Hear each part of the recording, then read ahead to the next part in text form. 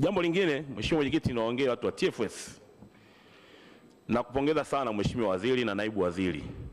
TFS kwenye mkoa wangu wa Mbeya, hasa jimbo la Mbeya mjini, walikuwa kama ni mwiba pale Mbeya.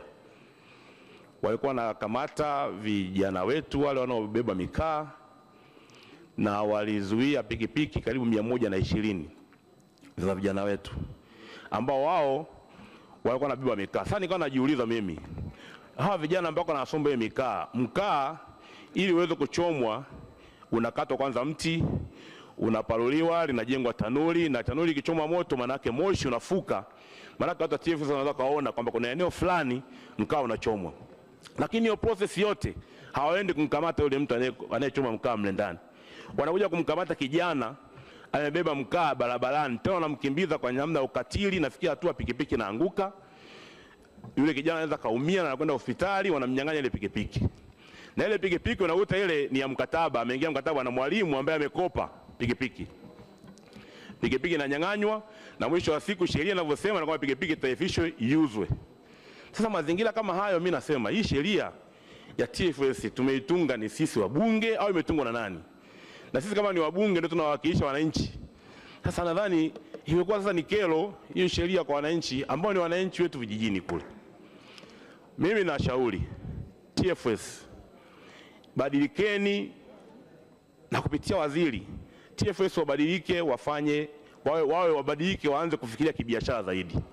Ile misitu ya Kawetele iliyozunguka vijiji, nimesikia wachangiaji wenzangu wamezungumza hapa, huwa inatolewa mitaji kwa ajili ya kutengeneza mizinga ya nyuki. Basi na sisi badala ya wale vijana kuwakamata wabeba mkaa, waletewe hizo fedha ili waweze kufuga nyuki kwenye ile misitu ya Kawetele na maeneo mengine ya mkoa wa Mbeya. Maana yake nini? Wale vijana wao wenyewe ndio wataulinda msitu sasa badala ya kuchoma mkaa, kwa sababu watapata pesa kupitia asali na watajenga viwanda vidogo vidogo kwa ajili ya kuchakata ile asali na mwisho kupeleka kwenye soko. Kwa ni lazima tuwe na majawabu mbadala badala kila siku kamata.